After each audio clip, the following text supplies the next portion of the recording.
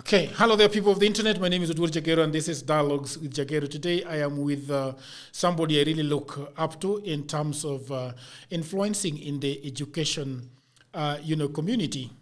So, a lot of us are taking children to school, but do we know what they're learning? When they come back home, do we continue with the learning that they're doing in school? Do you know what the teachers are teaching them? The other day, my daughter came home and told me that, Daddy, do you know what?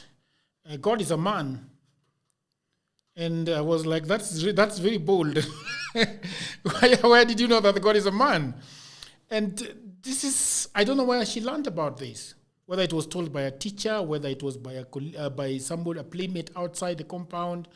So, Wandia Njoya, how are you doing? I'm very good. Yeah. Thank you for having me. Yeah, it's a pleasure. I've been trying to have you on this podcast for some time, but everything has a time. Yes. How are you doing? I'm good. You told me about Athi River. Yes. The floods. How are they? Yes. Now they've gone down a little bit, but we are still nervous. Yeah, because every time the clouds show up, you don't know how much water they are going to pour, but right now it's okay. It's better. Yeah, it's I think much this better. is I was talking to my friend who is living in Runda, and their family has been there for about 30 years, and she was telling me that this is the first time that they've had flooding in their house. Yeah, in fact, even there's a relative of ours who was telling us she grew up in Athi River. Yeah. She has never seen anything like that. Yeah, so it's quite shocking. Yeah. It's interesting. I want Dialogues with Jagero is about getting deeper into the life of somebody and seeing where they grew up. Yes. Some people obviously have a lot of reservations around where they grew up, how they grew up, but they can tell us a little bit, a sneak peek. Do you want to tell the audience where you were born? Were you born in the village like me? Were you born on the slopes of Mount Kenya? I'm a peri-urban person. Yeah. Because my father is a church minister, so we go where he's posted. So I spent a good part of my life in Thogoto. Thogoto. Yes, because that's where my parents were working. And then they were posted to Nairobi, so we came to Nairobi. So it's half-half. Is there a difference between Thogoto and Nairobi? No, that's why I'm saying it's a peri-urban. Yeah. In the sense that it was, in fact, we lived in the mission area, so there are so many people from different parts of the country there, so I wouldn't call it rural as such. Yeah, so it's on the outskirts of Nairobi. Yeah, those days, in fact, there was the transport you had to alight at quite far and walk for about 40 minutes to get to home if you had to take public transport. So the 102 bus came when I was, I think, standard 5, that age, standard 6. Yeah, so it wasn't exactly rural, but it wasn't urban either. Okay. When you were growing up, did you want to become a doctor? Did you want to become a pilot? Did you want to become a teacher? I actually imagined myself a lawyer. A lawyer? Yes. I mean, that was the length of my knowledge. I don't think I ever imagined myself a doctor, yeah. Very few people imagine being lawyers. Why were you seeing a lot of lawyers around you? What was Maybe it was the TV programs, seeing people defending criminals and looking like heroes. There was this book we used to read, Perry Mason. So I think that's where I got that idea from. Yeah. Oh, okay. And growing up, schooling, how was it like? Were you guys as girls protected? Was it a lot of riffraffs around you? The normal, because the reason why I'm asking that is that when you talk about gender today, they are talking a lot about socialization. Some will tell you that girls do not like washing dishes. No, they just socialize that is their work, and that is why they will tend towards washing dishes. In your household, how was it like? Was it like girls have to do this? The other day I was talking to somebody and they was telling me that the reason why boys are not taking a lot of responsibility right now is because in the village they were told, go till the land, go do this, go do that, go do this. But in the urban setting, they basically have nothing to do. So they don't wash dishes, they don't clean the house, they are just there, playing video games. So how was it like when you were growing up? I wasn't conscious because we are 4 girls and a brother. So we overwhelmed him, I think.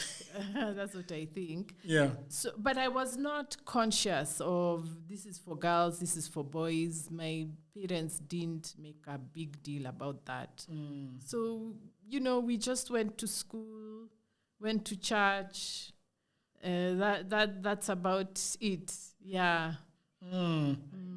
Okay, amazing. And then you decided that now after finishing school you are a lawyer, but now you are saying, okay, how did you get into, how does things start playing out for you?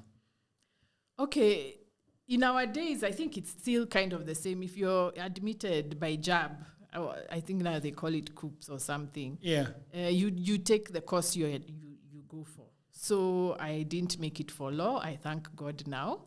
Really? Because I don't think I wanted. Now I look at law and I know that's not what I wanted. So I was called to do education. And then I still had dreams of going to law school after I finished my first degree. But then now when I went for TP, I was like, I think this is what I want to do. By TP, you mean teaching practice? Teaching practice, yeah. So I was like, this is what I want to do. But also, by that time, I started being conscious that there's something wrong with the education system. Yeah. So my dream was that I would do education. I think my dream was to become this minister for education or something. Oh, is that so? Yeah, but you can still be one, right? Oh no, I wouldn't. You wouldn't want to be that, or you wouldn't be able to be an education minister? I wouldn't want, because you see now I have started understanding that there's a problem with the bureaucratic side of education. Yeah. There's not much people. There are not many people thinking about the things that I think about when it comes to education, because we are so tied to the school system.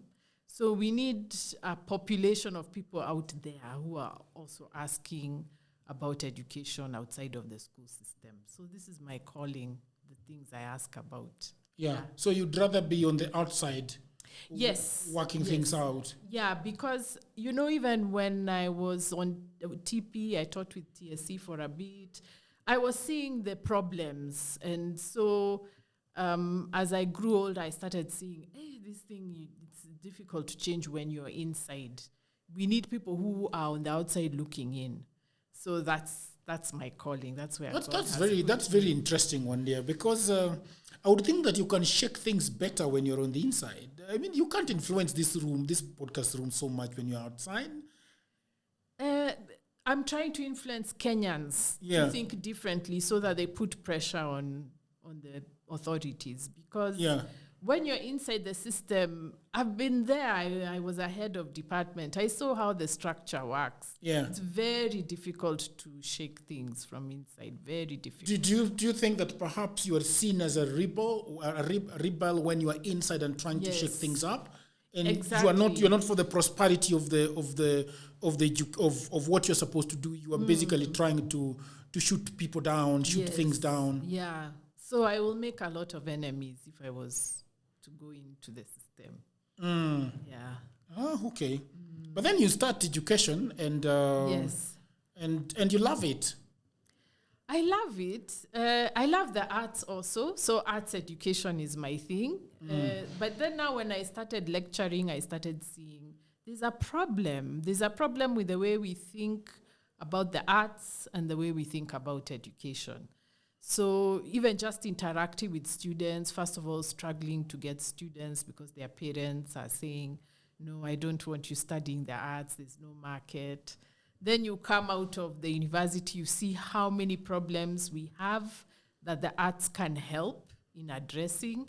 So all that has made me now start sort of talk more about education. Yeah. Okay. So right now you teach at the Daystar University. Yeah. The one in Nairobi or the one in Athi River? The one in Athi River. I'm not a Nairobi fan. Yeah. You see, like I was telling you, I grew up sort of on the outskirts of Nairobi, so I'm not.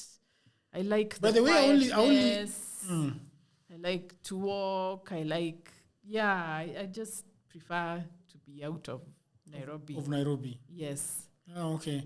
How is that going? You're loving it? Teaching. Yeah. Yes, I do. It breaks my heart all the time. Yeah. But I like it. I like it because it gives me an insight into the soul of Kenya. You start to see a lot of things when you're with students. Yeah. They reveal things without knowing they are revealing them. Yeah. So I have different issues with education, especially in Kenya myself. Yeah. Obviously, I wouldn't say that I'm very educated like you.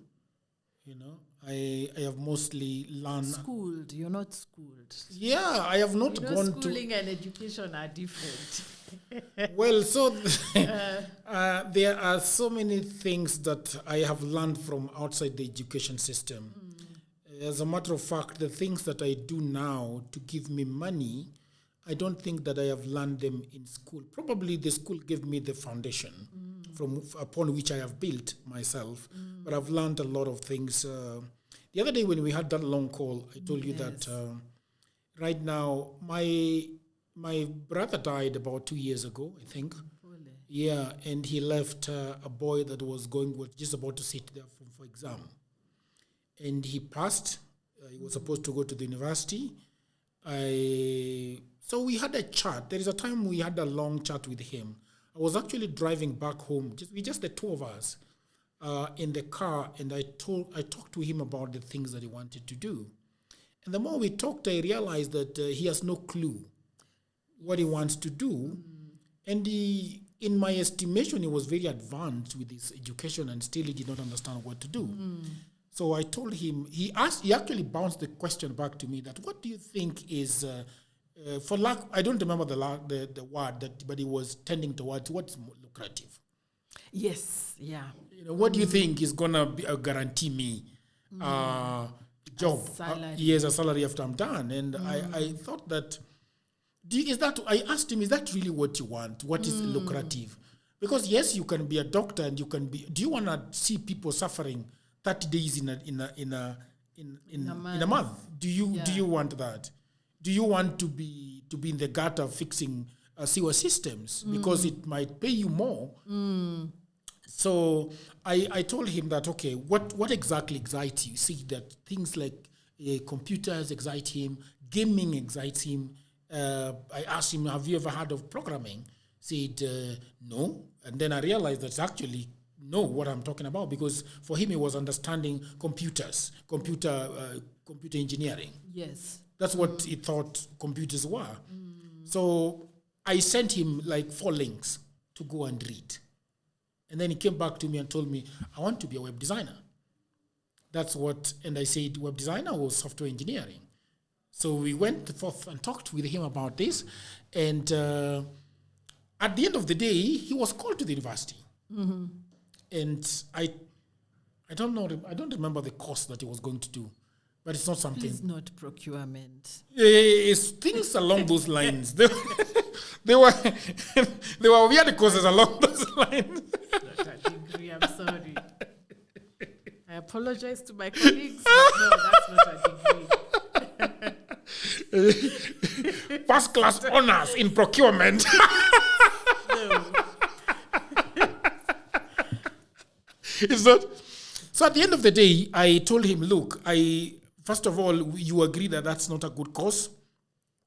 So what happens if you're not going there? So I decided my sister bought a computer, and I secured him a place at Code Academy, which is an academy for coding online, started by funding from Google. So that is what he's doing, and he's really enjoying it. But the reason why I'm giving you that long story is that how do other parents go about this? Do you understand how other parents go about what I went with my brother's kid? A lot of parents depend on rumors. First of all, they say they depend on what they've heard people saying and what they've seen. So, for example, people will tell you, if you want to be Betty Charlo, you have to do a degree in journalism. But even there are many journalists who just did language. So, because it's the same thing, you're using language to tell stories or to whatever.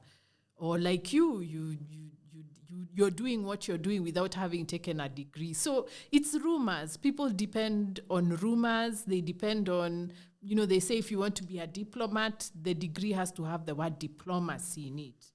When a degree in history could do the same work. Yeah. So I think people focus on the title of the course rather than what the course actually does and where you can go with it. So that's a kind of thing we are seeing. A lot of faulty advice based on, my cousin did computers and they are really doing well, but you're not really understanding what exactly in computers did they do and what does the work entail. So that's been a huge problem with career advising. People are relying on guys that they just see and they don't really understand what the work entails. Yeah. And you can move into a lot of careers without having a degree that has the name of the career. Yeah. So like if you look at a lot of the initial journalists before Daystar became a player in training for media, a lot of them were B.Ed English lit. Yeah. So these are people who are writing, they are dealing with stories. So they easily moved into media. Or, education also has a lot of flexibility that is not limited to school. You go into the NGO sector, training, the arts, So I think people are a bit too rigid with the career, with the degree names. And they give a lot of faulty advice based on that. Yeah. But if you're a parent, how do you start the process of getting this child to where they belong or where they want to be? Because you had people saying that, okay, that one I did for my parents, now I am going to do my own. To do my own. Yes. Okay, let me just say I'm not a guru with this career advice thing. I was just thinking about it, even my own path. Yeah.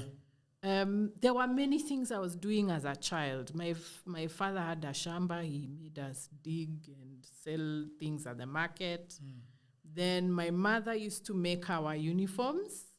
So that developed my interest in sewing, which I did after school. In fact, before I went to university, I did some dressmaking for pay. Then I was also at church, of course. So I was involved in drama and music. So you see, I had sort of like a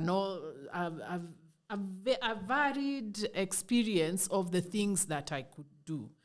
And knowing that it doesn't matter what degree I do, what matters is the work that I want to do. So I think one thing parents need to do is to expose their children to work, many types of work.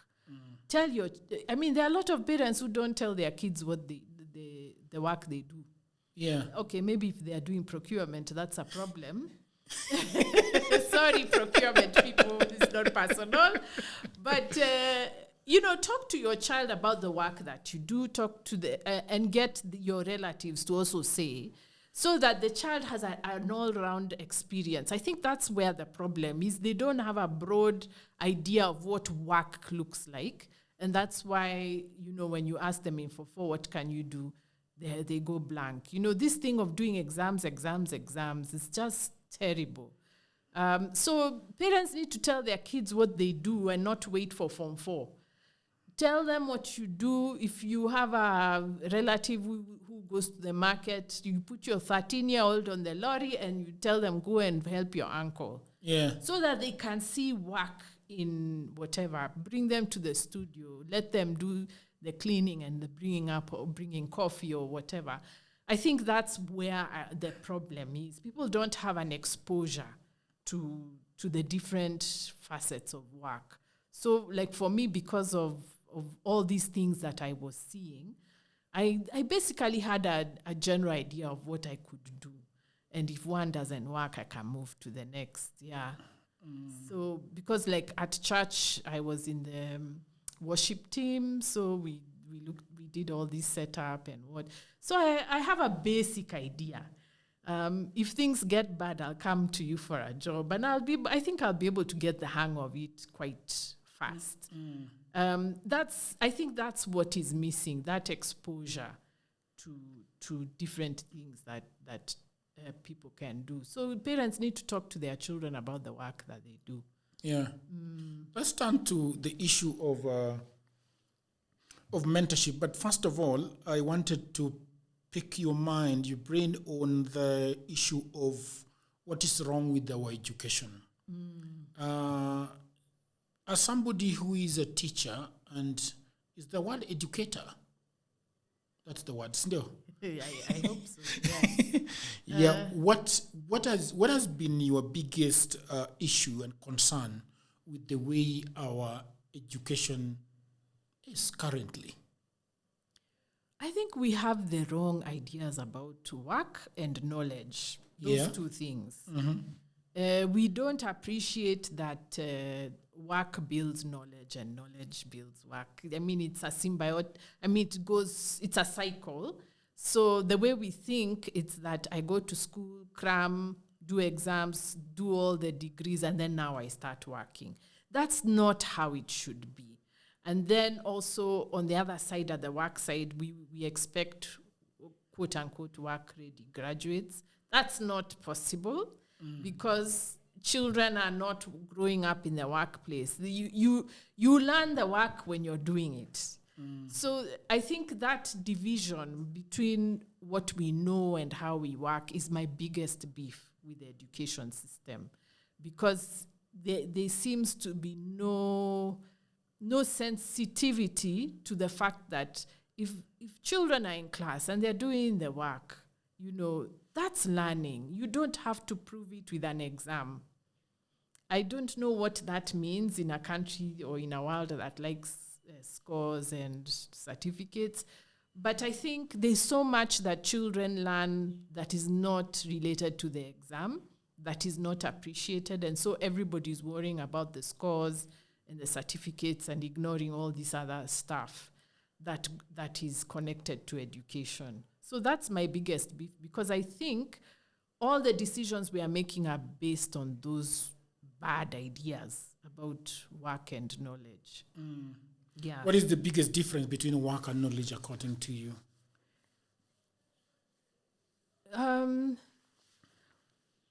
Work is what we do, and even knowledge is a form of work, because you're reading, you're thinking, you're creating ideas. So it's a form of work. But I would call work that thing which you spend your time doing.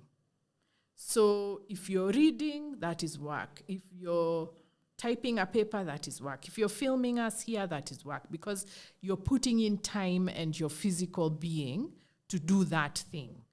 And then knowledge is what is in the mind, what is stored. So like I've been saying, the people who are doing the camera work here, they get better and better and better. That's knowledge. But it's knowledge that comes from the work that they are doing. So the more they do the work, the more they know, the better they get. Who knows, they'll be the next big cinematographer because they just started in a small studio like this. So I think that's what is not appreciated about work and knowledge, and it has a relationship to our economy. It's because of the way the economy is structured.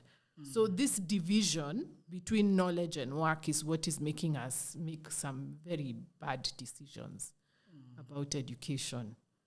There is, we have curriculums that I think I went through the 844, and then there is the CBC.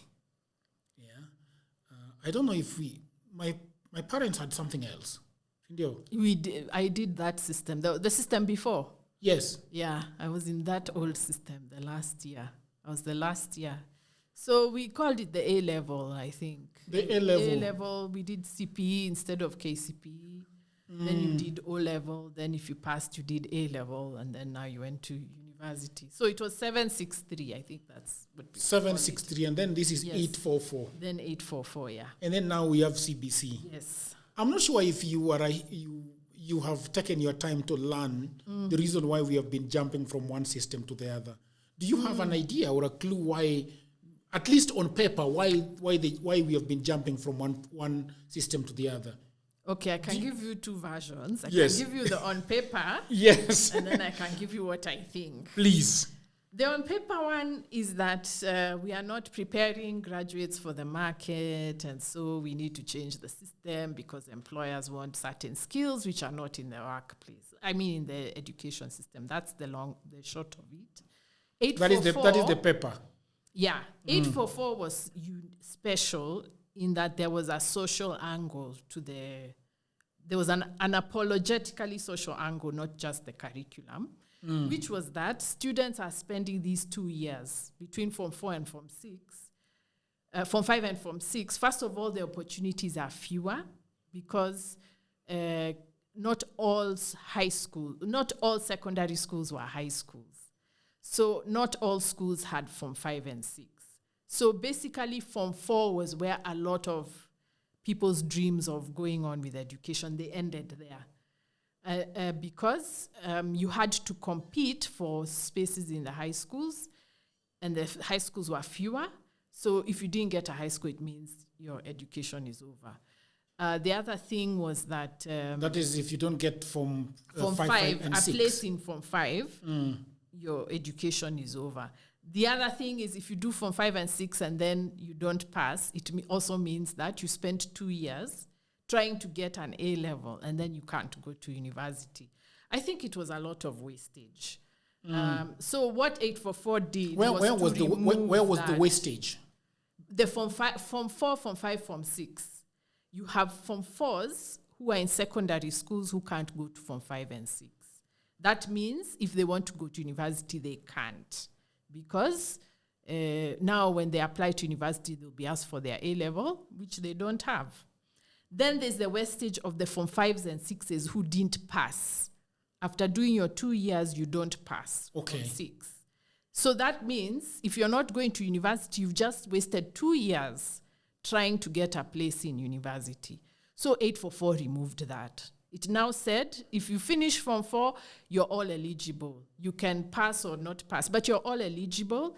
And even if you don't go now, at least later on, if you decide you want to go to university when you're 30, 40, nobody will say you didn't do Form 5 and 6 because everybody is with Form 4 certificate. You go, Form 4, you finish, you go to university.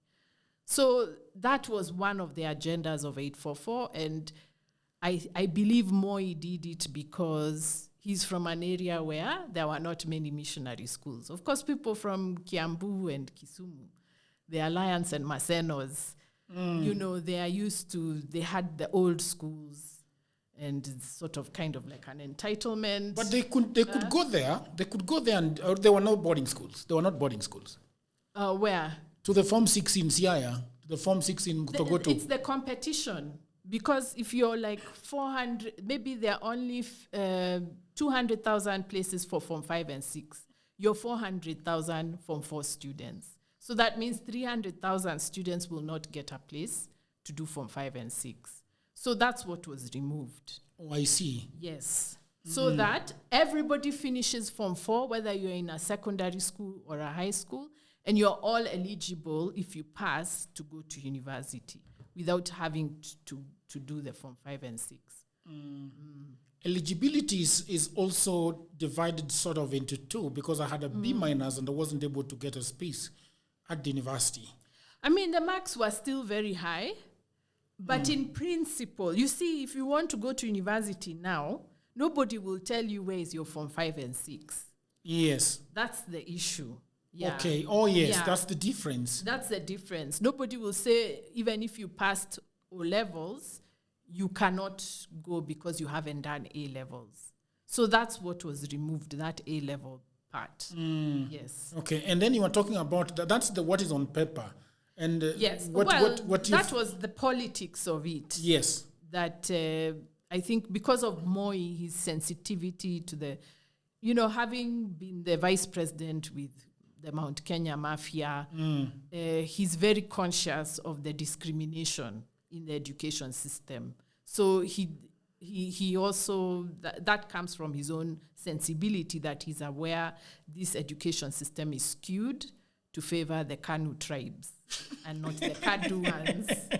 Yeah. Kanu and Kadu tribes. Yeah. Eh. So that's, of course, he didn't say that's not in the education documents, but I think that was the politics of it. That was the politics of it. Yeah. Now, I hope that you're enjoying this program. Over the last 15 years, I have been working online for clients in America, in Europe, and all over the world. And that is why it pains me a lot when I see a lot of African brothers and sisters saying that they do not have a job.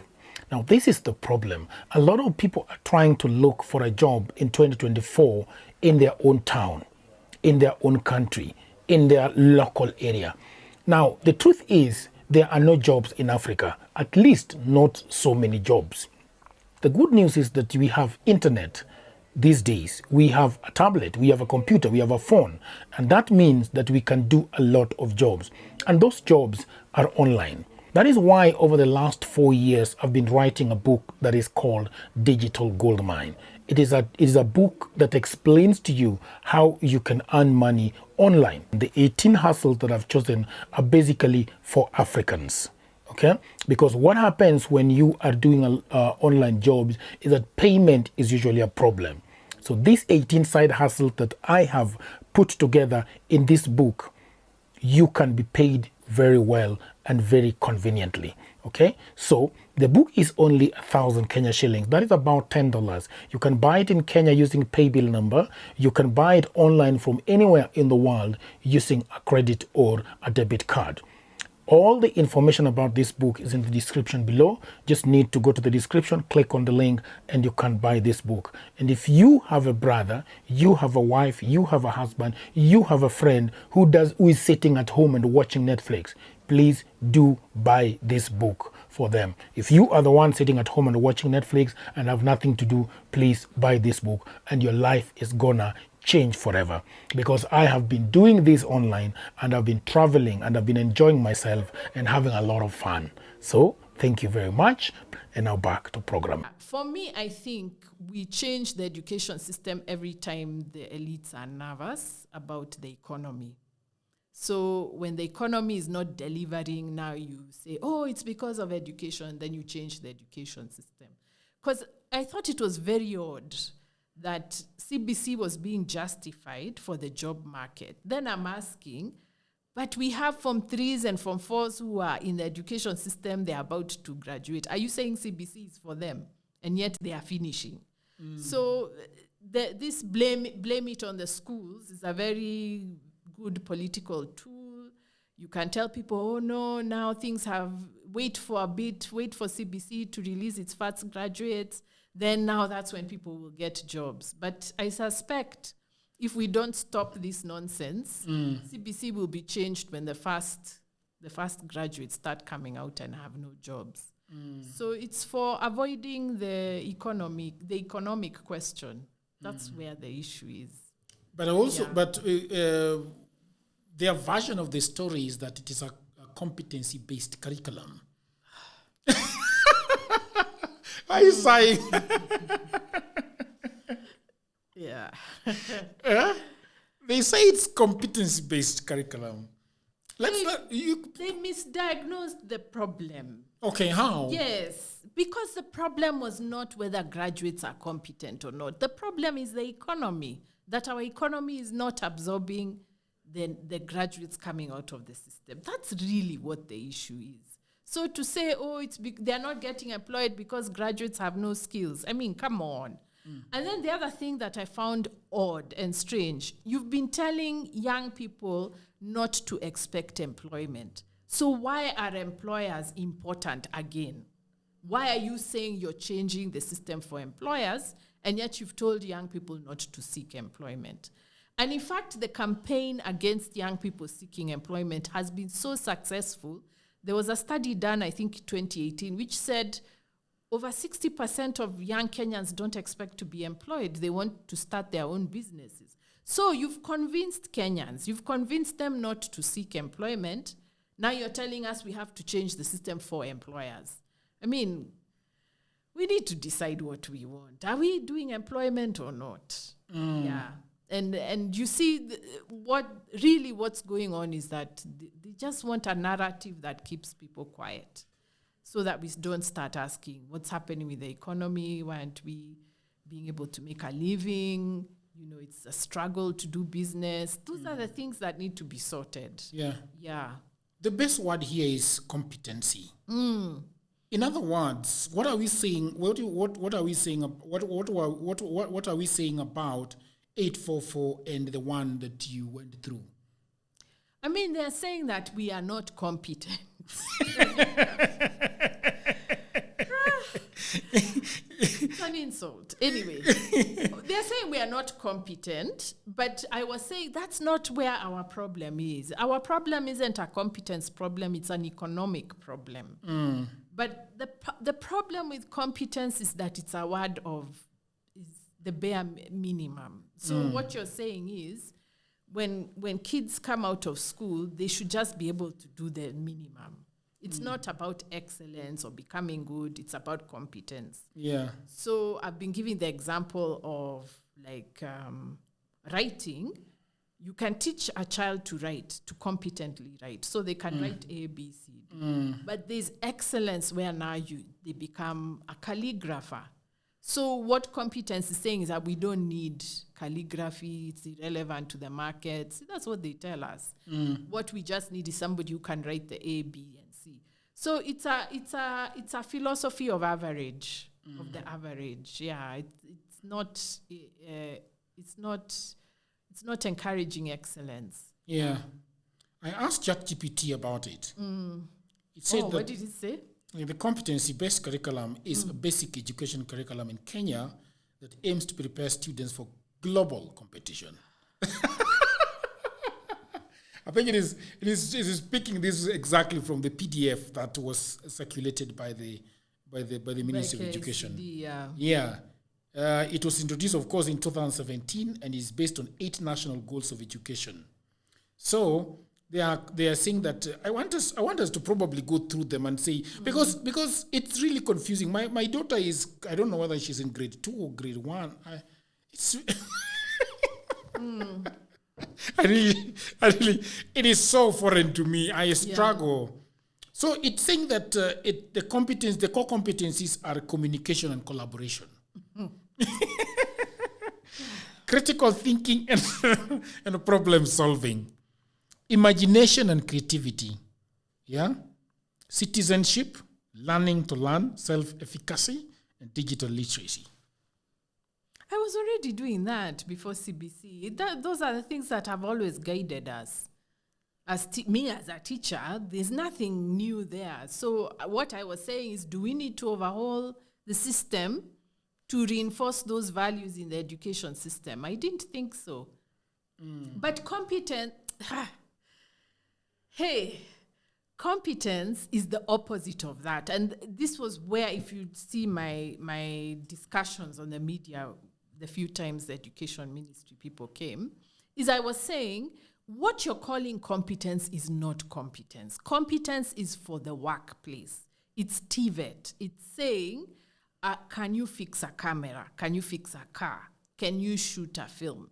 That's what competence is. So in the literature, about education literature, it's about training workers. I kept saying that. And I kept asking them, if you say that competence is for children, can you just show me where you got this idea from so that I can interact with it? Because this is a very strange idea. But I didn't get any answer. So here we are. Because, Jagero, let me explain. if you have a 6-year-old, Yes. a 6-year-old still needs to learn how to write, to learn how to play, to learn not to burn themselves. Those are basic skills. It's not a competence question. It's these basic skills that everybody should have. And initially, when they were talking about competence, they were saying, we don't want knowledge, only skills. But I was saying, from the age of 0 to 12, there are some things which a child must know. Don't touch the fire, it's going to burn you. That's knowledge. Yeah. Do we want children to burn so that they can competently know that fire burns? You see? So there are things which you know that don't have any immediate practical value. What happens to that knowledge? That's what I kept asking. Then they changed the narrative. Actually, if you see, as the months went on, they were changing the narrative. So they dropped that idea of no knowledge, only skills. Because it's such a flawed idea. We must have both. But in the Kenyan mind, knowledge is exams. So you see, it's so twisted. I don't know how we are going to untwist all those mixed up ideas so that Kenyans can coherently think about education. But right now, knowledge is mixed with exams and with cramming. People can't tell the difference between knowledge and cramming. It's really messed up. Yeah. The question then that arises from all these is, the other day I was discussing with somebody. Somebody went to Alliance, and he told me exactly how they were cheating in exams. So their teachers were first of all setting those exams. Okay. Yes. And then there was the emergency paper that there were teachers were also setting. And then there were 62 questions that their teachers knew about. That is the one that is going to come, and the one that might come if there is a leakage. Yeah. So he was telling me that 3 months to the exams, that's all they would do. Look at those questions, internalize them. And that is all they will do until the exam. And he posed this question, Jagero, you can't have 400 people getting an A. It's impossible in a proper learning environment. But we were getting it. Every year, we were getting A's. And so for some, like for me, I wasn't very proud of that. But what was I supposed to do? I was told that you have gone to Alliance. You are going to be a doctor. You must have an A. So, and then I asked him this question, that in my little mind, I was thinking that Kenya is such a big country. Why do we have people who are actively teaching, setting exams?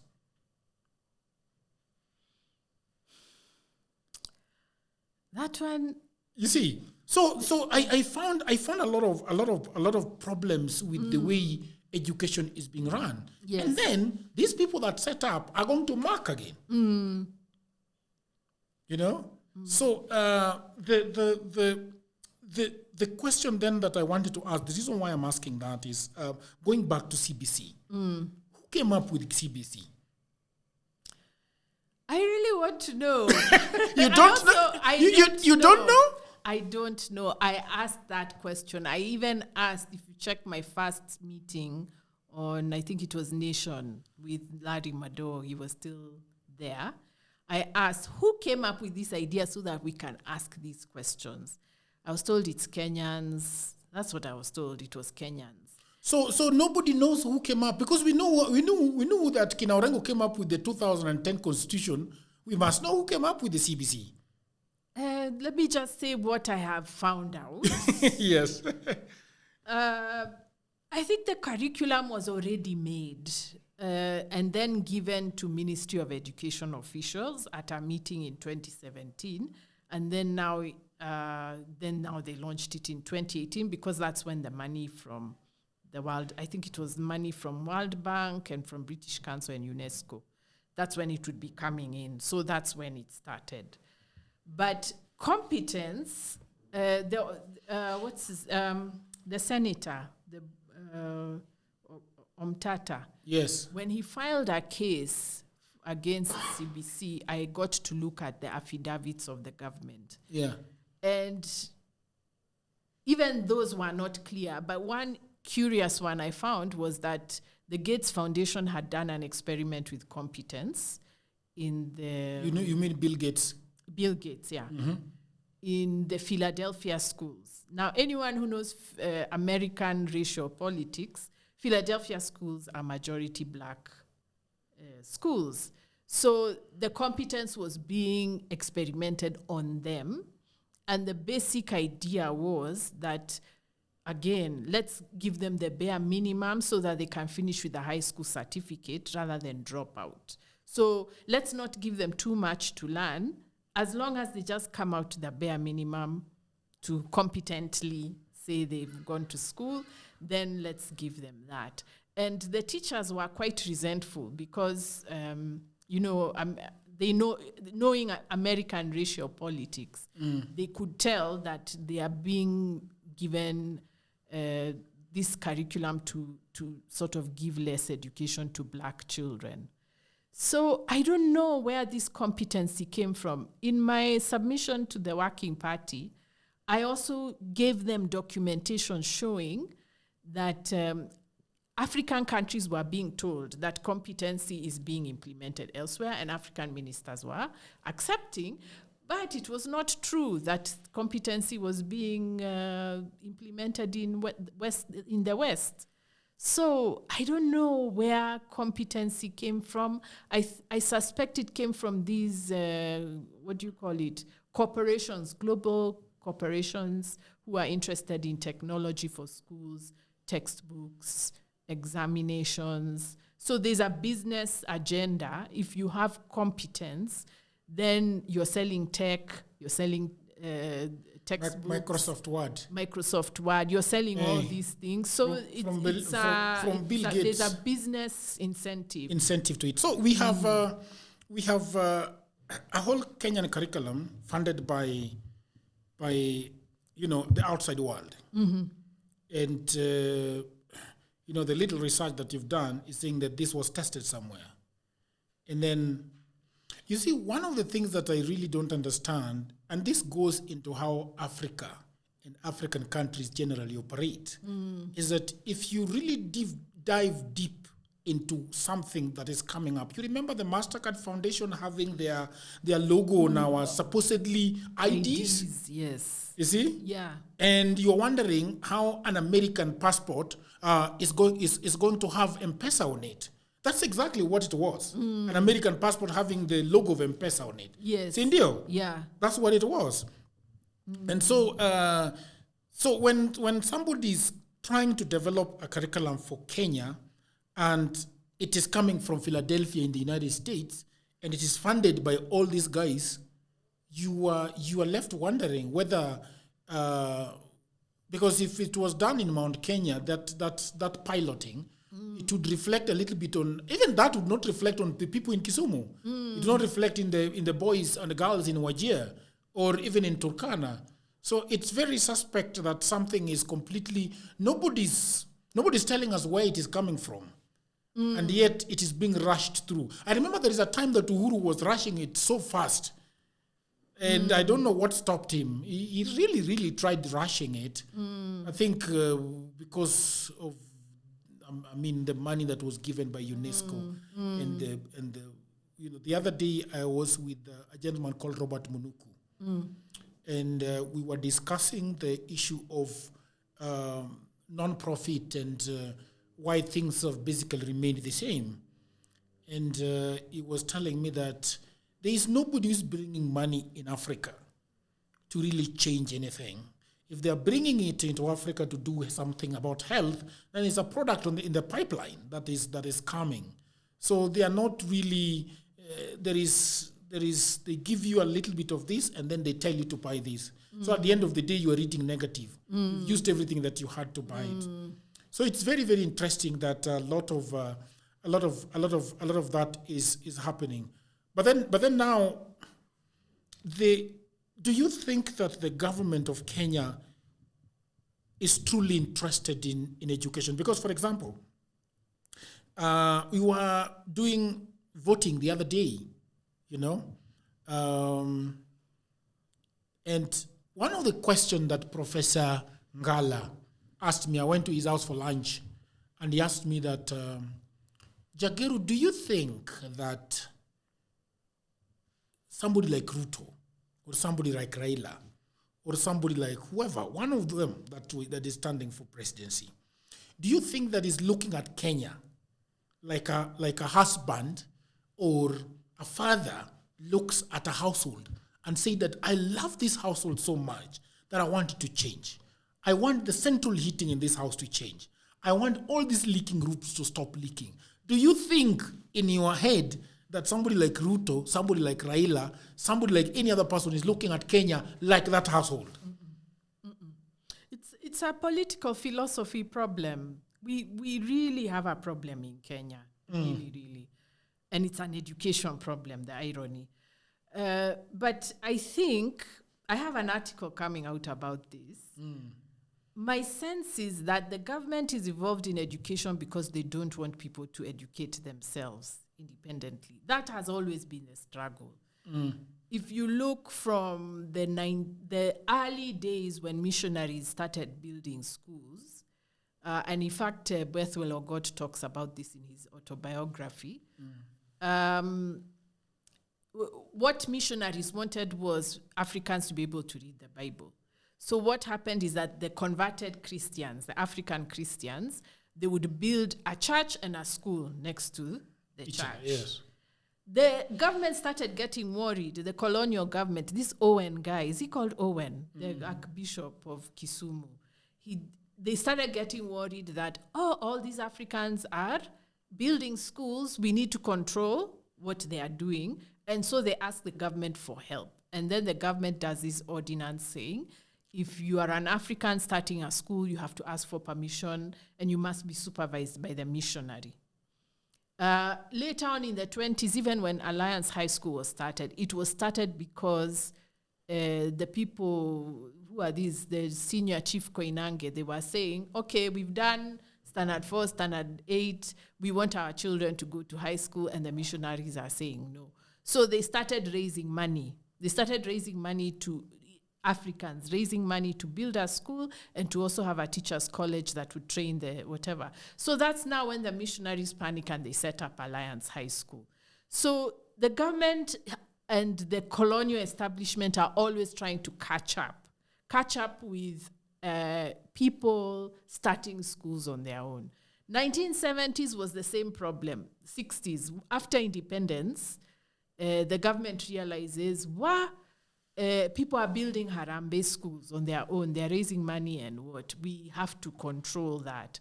So there's always a fear of education, of people taking up education for themselves and deciding to educate themselves.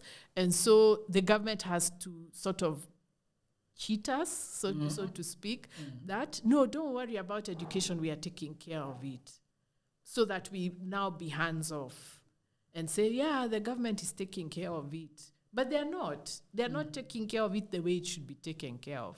So people now have to also do, with the floods, you have to also do your own supplementary education in addition to the school. When Kibaki came in, there was, I don't know, people tend to praise Kibaki a lot in as far as education is concerned.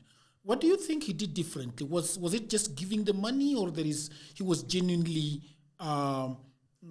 affectionate towards education? It was education is a hot button political issue. If a government doesn't have something to say about education, what are you telling the people? Why should they vote for you? So that you can have trade. What does trade mean? I want my kid to go to school. I want to be able to go to hospital. Those are the two big issues for most Kenyans. So the NAC government, remember, they were fighting they were campaigning against it was Uhuru that time, under KANU.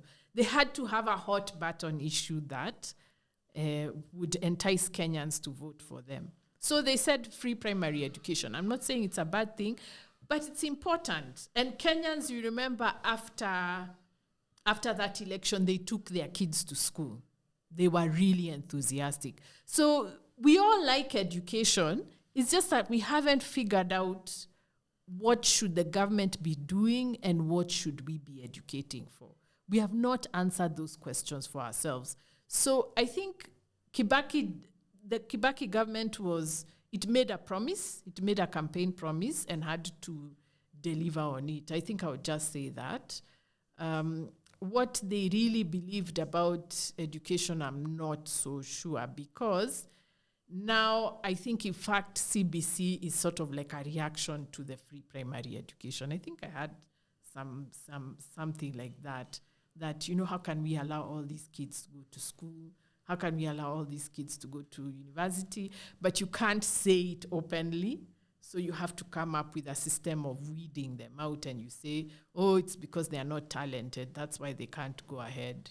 I think the government has an uneasy relationship with education. It doesn't know what to do, but it can't let it go. Yeah. Yeah. Let's talk about mentorship. But first, I want us to talk about one more thing before mentorship. This is something that has been in my mind for quite some time. There's a lot of American education. What is it called? American system. There is the British one. There is the German one. Yeah. Then there is the public, and then there is a private. So if you're somebody who is a hardworking civil servant with a 15,000 salary, you take them to Kilimani Primary, which is public, and then if you have a little bit of money, you can take them to Riara. Then if you've got a little more, you can decide, okay, now we are going to, those ones where they pay $1 million per term. And I think every parent would want to take them to the American school. Yes. British school. But let's go to the basics of education and interrogate this and ask, what is an American education? What is a British education? Is it superior? Why would I want to? What is going on there? Is it aesthetics? It's aesthetics and confidence. We don't have confidence in our own system. We can see all the pussyfooting around it. So we think, okay, maybe if I take my kid to an American school, they will be stable. But these foreign curricula are problematic, in my view, because I've seen them. One, of course, is the lack of Kenyan content. They are too broad. From what I've seen, they are too broad. They don't have a local flavor to them. So I don't think they are necessarily better. They are just stabler. They are stable because they are not subject to the political currents of Kenya. That's the only thing I see that is different. I don't see content-wise. It is not dramatically superior. No, I don't see it.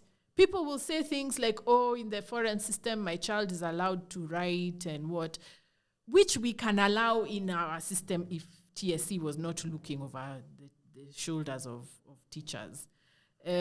So it's in the aesthetics. Let me just say, it's in the aesthetics. I'm not convinced that there is something really extremely exciting about British or American education, and I find them a bit too detached. Yeah, because you see, they are not teaching just Kenyans. These are curricula for the whole world, for many countries. So they can't afford to be specific to the country. They can't afford to have local examples, flavor in the curriculum. And you see, they are not supervising so that they see if the teachers are putting in local content. So I am not convinced that they are necessarily better. I think it's just a different aesthetics that you get, and stability and networks. Because if you do CBC, maybe the American embassy, when you go for your visa, is going to study abroad. They're going to scrutinize what is this? What did you do? But, if they go with an IB and say, yeah, I've been admitted with the IB, then, maybe universities abroad are more familiar with that. But I don't get I don't get any fundamental difference. Okay. Let's go to mentorship. What are you saying? Yes. Huh? 9 minutes. 9 minutes. 9 minutes is good enough. Okay. And this one is how many minutes? 20. We are going to talk. You figure it out. You can look at other cards there that you could use if there is. Because this is the most important for me, the mentorship thing. So let's talk mentorship. Yeah. There is actually somebody who wrote a whole book of how to deal with Generation Z in the workplace. And for me, I was like, surely we are at that level where we have to write a book of how to specifically deal with a particular group of people. Then immediately after that, I saw your long post about mentorship, where there were, I think what you are saying, if I'm not wrong, is that they don't understand what mentorship is. So, for example, if somebody comes to this office and they like shooting, they like ideas, then they will just hang around here and see what we are doing and get it. But then another one will come and tell me after we have shot that, Jagero, I want you to be my mentor. You see, please tell me about what why you wrote that article and why it was very important to you. It's because I've had students coming to ask me to be their mentors, and I find that very odd because it's after class. I've been teaching, I've been telling them stuff, so they come up to me and say, I want you to be my mentor. And I'm like, but all you need to do is go read more about what I'm saying. There's nothing really different that I would do for you other than what I am doing now. But I think what I have noticed is that when people are asking to be mentored by you, what they want is to be you.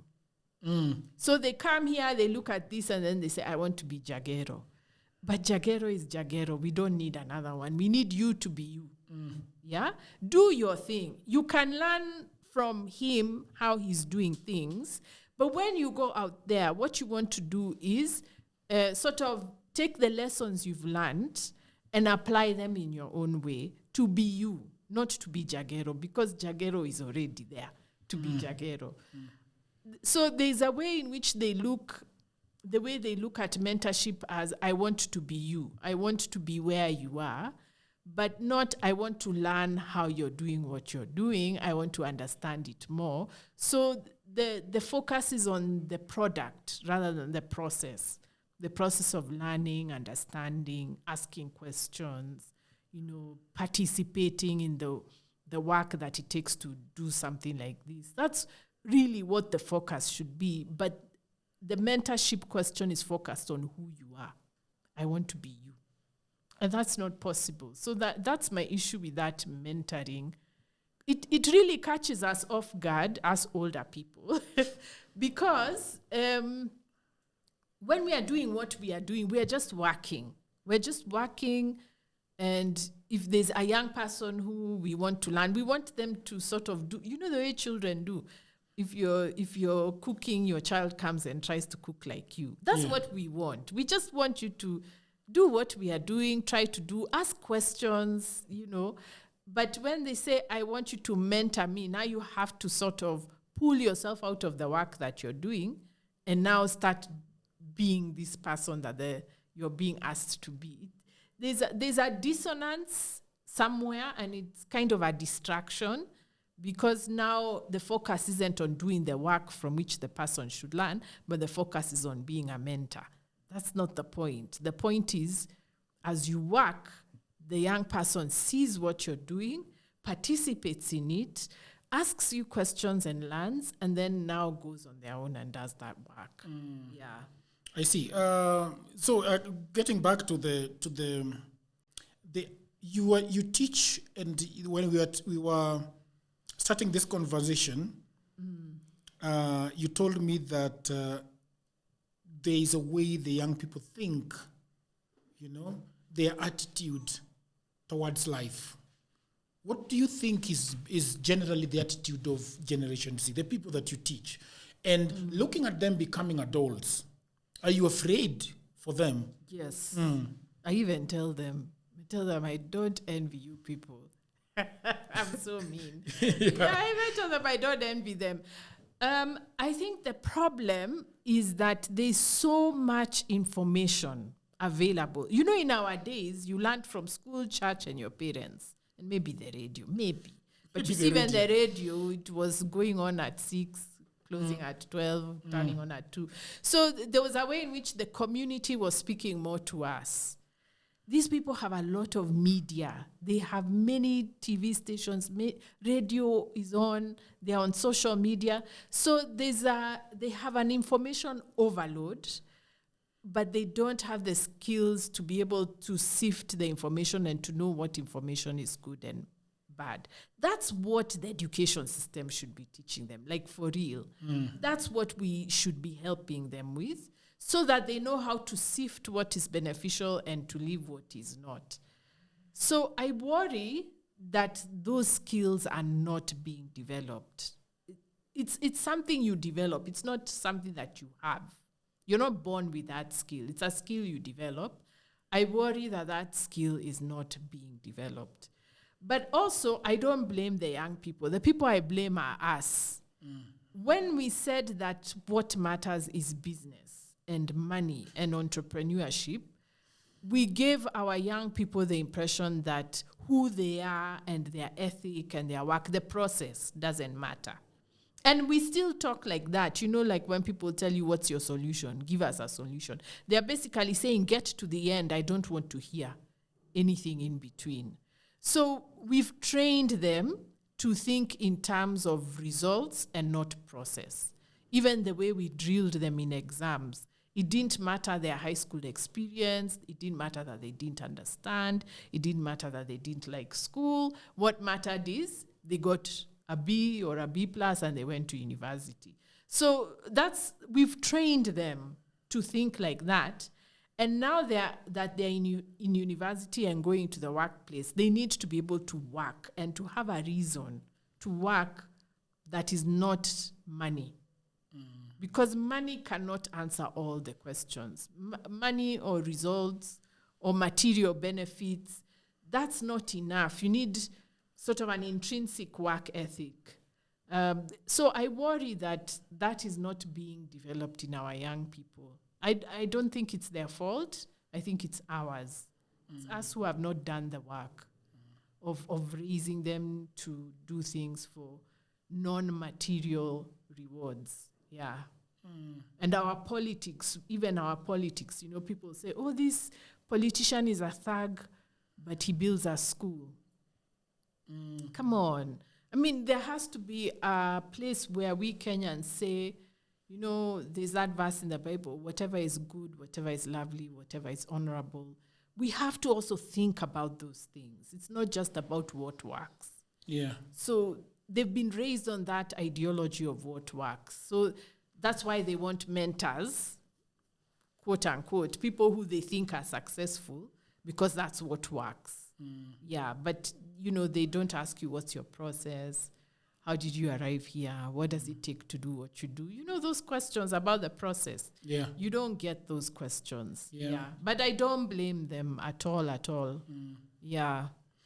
Okay, thank you very much, Wandia. It was lovely having this discussion with you. Probably as we wind up, I would ask you that, how do you want education to work? What is the way forward so that we have a working education? If you are if you are the judge, if you are the person sitting on top, and your word would be final, how would education work?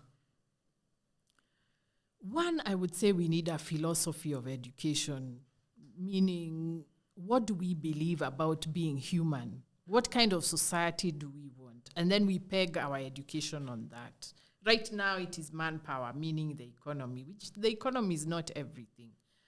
Then what I would do, being in the arts, I would fund libraries and art centers and sports, because those are other forms of education, so that people have an all-round look at what it means to grow up and be an adult and to be a functional member of society. We cannot rely on the school system. And then once you do that and make the economy better, then you don't have to expect everything to be done through the school system. You can just do the literacy, logic, history, just the basic things that everybody needs to know. And then all these other spaces can complement the school system. Right now, we rely too much on the school system, and the school system, to me, it feels very narrow in the way it is conceptualized. So that's what I would do. I would expand the opportunities for people to do many things: museums, libraries, sports field, parks, do all these other things, so that people have an all-round view of life and are not so reliant on the school system. That's what I would do. Yeah, which means I would need a lot of money, which is why I would not be given the job to do.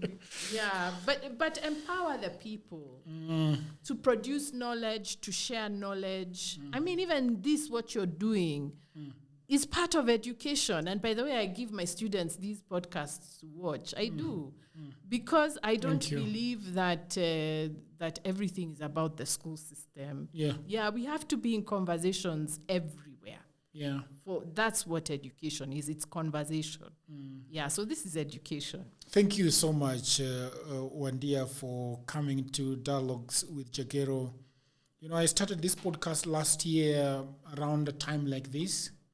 The reason why I started this podcast was that I was having a midlife crisis.